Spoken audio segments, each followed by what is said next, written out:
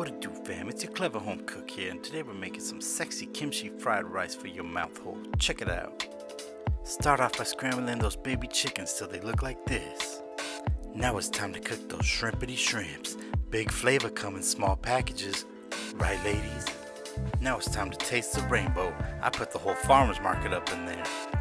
And what would fried rice be without the rice, right? Bomb food, cause we use cauliflower up in here. Alright, time to seal the deal.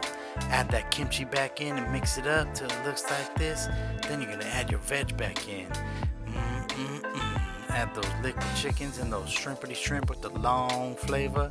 We got some soy sauce, some sriracha, and some sesame oil. Oh yeah. Since I like to eat with my eyes, I add some green onions on top just for looks. And then I add some sesame seeds to make that shit look fine and dandy. Put that in your mouth hole.